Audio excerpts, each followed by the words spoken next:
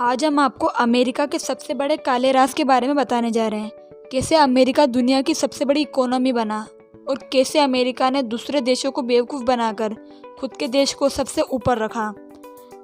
तो ये बात है वर्ल्ड वॉर 1 के दौरान, जब पूरा विश्व एक दूसरे से लड़ने में लगा हुआ था। तब अमेरिका ने इसका भरपूर फ़ायदा उठाया। विश्व युद्ध 1 के दौरान जब सभी देशों की इकोनॉमी वॉर सेंट्रिक थी, जब सभी देश सिर्फ युद्ध के लिए सामानों का उत्पादन कर रहे थे, तब अमेरिका ने इस सिचुएशन का पूरा फ़ायदा उठाया और सभी देशों को लड़ने के लिए उकसाया।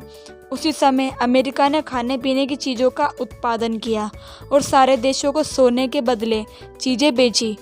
वर्ल्ड वॉर 1 के ख़त्म होते होते लगभग दुनिया का 80% सोना अमेरिका के पास आ चुका था और दूसरी तरफ अन्य देशों की इकोनॉमी बुरे हालातों में जाकर फंस चुकी थी। हमेशा से अमेरिका का नियम रहा है कि पहले ऐसे हालात पैदा करो कि लोग मजबूर हो जाए, फिर उनकी मजबूरियों का फ़ायदा उठा लो। वर्ल्ड वॉर 1 के बाद जब सारे देशों के हालात बहुत बुरे थे, तब अमेरिका ने इसका फ़ायदा उठाते हुए सारे देशों की एक सभा बुलाई, जिसमें उसने प्रस्ताव रखा कि हमारे पास दुनिया का 80% सोना है, हम दुनिया को लोन देंगे और हम उतना ही डॉलर छापेंगे जितना सोना हमारे रिजर्व बैंक में है। सबने अमेरिका के प्रस्ताव को स्वीकार कर लिया और अमेरिका ने सबको लोन देना शुरू कर दिया।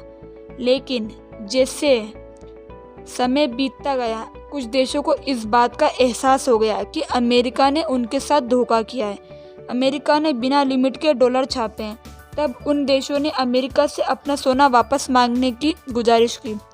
इन सब चीज़ों के पीछे का काला सच ये था कि अमेरिका सिर्फ डॉलर को मजबूत बनाना चाहता था। इसके बाद अमेरिका ने एक बहुत बड़ी चाल चली। उसने एक तरफ से अरब पर इजराइल द्वारा अटैक करवाया और दूसरी तरफ अरब के पास ये प्रस्ताव लेकर पहुंच गया कि आप अपने तेल को डॉलर के बदले पूरी दुनिया में बेचो और बदले में हम इजराइल से तुम्हारी सुरक्षा करेंगे। अरब ने इजराइल जैसे खतरनाक देश से बचने के लिए अमेरिका के प्रस्ताव को स्वीकार कर लिया। अमेरिका ने इन चालाकियों की वजह से पूरी दुनिया में आज डॉलर को सबसे ज़्यादा मजबूत मुद्रा बना दिया है। तो ये सब अमेरिका के डॉलर को मजबूत बनाने की एक काला सच था। तो ये तो अमेरिका की सिर्फ एक ही चाल थी। अब आपको दूसरी चाल के बारे में बताते हैं। Iraq Iran war. Iraq Iran युद्ध तो आपको पता ही है, ये कब हुआ था। ये साल 1980 में शुरू हुआ था और ख़त्म होते होते साल 2007 आ गया था। हालांकि इसमें दूसरे युद्ध हुए, जैसे कि गल्फ वॉर और फिर दूसरा Iran Saudi Arabia tension, Iraq Kuwait युद्ध, ऐसे बहुत से युद्ध इसमें हुए।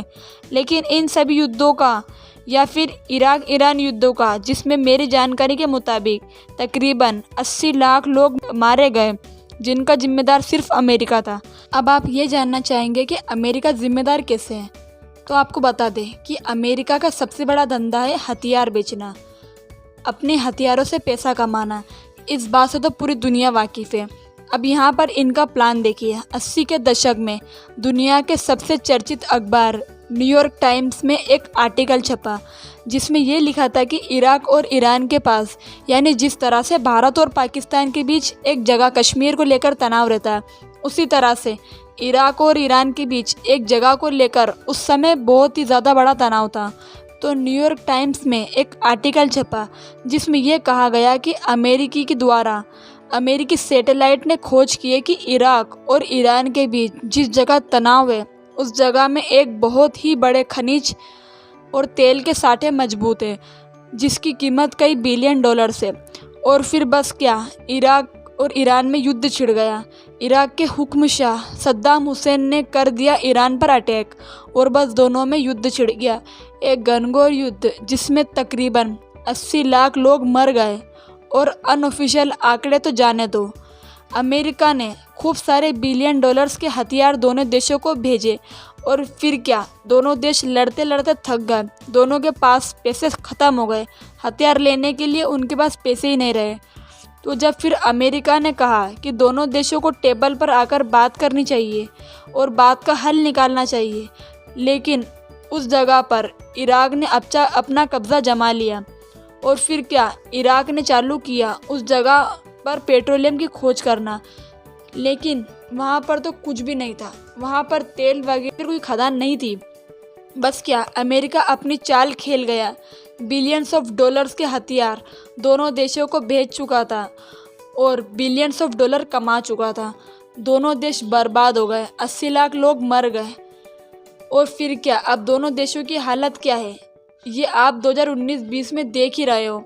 हालांकि सद्दाम हुसैन ने न्यूयॉर्क टाइम्स पर केस दर्ज किया धोखाधड़ी का, लेकिन न्यूयॉर्क टाइम्स ने साफ साफ बता दिया कि उस जगह पर तेल है। ये कहाँ था? हमारे सैटेलाइट ने ये खोज की है। तो हो सकता है सैटेलाइट एक मशीन है, मशीन में कोई तकनीकी खराबी हो सकती है, मशीन गलती कर सकता है। बस यही अमेरिका है, दोनों को लड़ाना, खूब सारे हथियार बेचना, खुद ही की कंपनियों को माला माल करना। और हाँ, आपको बता दें कि अमेरिका में एक लॉकहीड मार्टिन नाम की एक कंपनी है जिसका रेवेन्यू रिलायंस इंडस्ट्रीज जितना है। लॉकहीड मार्टिन सिर्फ और सिर्फ हथियार बनाती है। अब आप इससे समझ सकते हैं कि अमेरिका कितना ज़्यादा चालबाज देश है और खुद की इकोनॉमी को बढ़ाने के लिए अमेरिका किस हद तक गिर सकता है। मिलते हैं अगली वीडियो में। Thanks for watching.